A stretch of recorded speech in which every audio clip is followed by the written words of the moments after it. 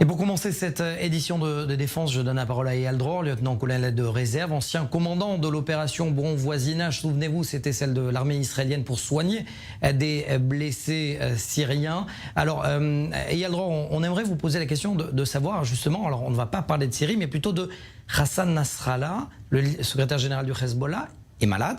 Un faux ou un tox selon vous ? Bonsoir. Bien que je ne sois pas docteur, nous avons tous vu le discours de Nasrallah. Il est malade, c'est indéniable. Mais il était contraint de tenir ce discours eu égard à cette date du 21e anniversaire du retrait du Sud-Liban. Cela fait partie de la propagande du Hezbollah. Et il aurait déçu ses fidèles supporters s'il n'avait pas parlé. Mais dans le même temps, ce n'est pas le Nasrallah que je connais. Il a renvoyé une image de faiblesse. Je ne peux pas dire de quoi il souffre, mais il n'est pas en pleine possession de ses moyens, ça me paraît évident. Qui a ordonné au Hezbollah de ne pas intervenir pendant les 11 jours de combat selon vous ? Je pense que le Hezbollah a publié au cours de ces 11 jours de combat des communiqués sans intérêt. Et puis il a laissé faire des groupes palestiniens qui ont tiré des roquettes vers Israël à plusieurs reprises. Mais ça s'arrête là. À mon avis, personne ne lui a donné l'ordre de ne rien faire. Le Liban va mal, le pays est en crise, et le Hezbollah en est responsable. Le monde le sait. Les civils libanais le savent. C'est un groupe terroriste qui a pris en otage un pays. Je pense que la situation du Hezbollah au Liban et le prix à payer en cas de guerre avec Israël ont poussé Nasrallah à ne rien faire.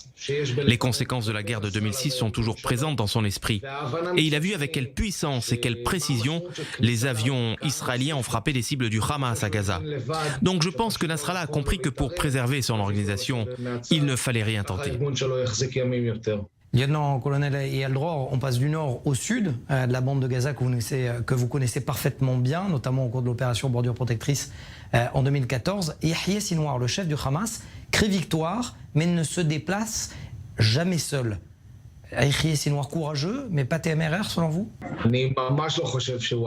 Je ne pense vraiment pas qu'il soit courageux. Au contraire, je pense qu'il a très peur de mourir, et vous l'avez dit, il se déplace avec des enfants, des gardes du corps, des journalistes. Que peut-il dire aux habitants de Gaza ? Que leurs maisons ont été détruites parce que le Hamas l'a souhaité ? Que les buildings à Gaza ont été détruits parce que des missiles ont été tirés depuis des balcons ou des jardins de maisons privées ?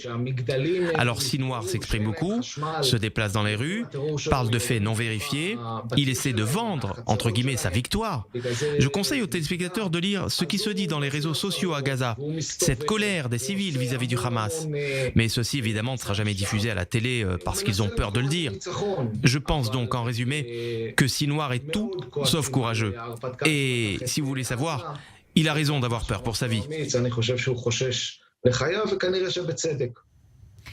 Dernière question, Ismail Kahani, le chef des forces Quds en Iran, a déclaré que le Hamas n'a pas atteint des lieux stratégiques au cours de la dernière guerre pour laisser les Iraniens s'en charger.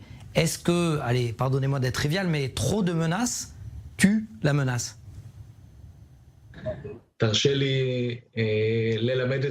Laissez-moi apprendre aux téléspectateurs une phrase en arabe.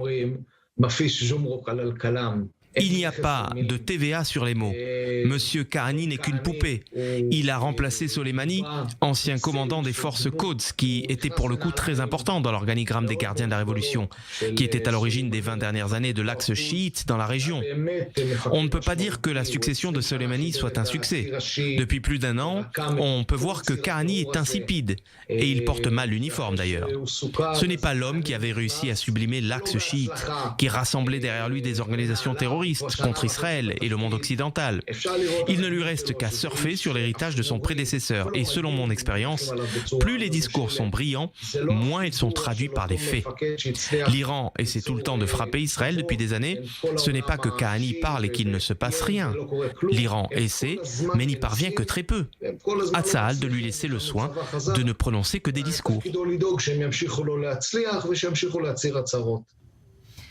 Lieutenant-colonel Eyal Dror, ancien commandant de l'opération Bon Voisinage, merci d'avoir répondu à nos questions. Merci à vous et bonsoir.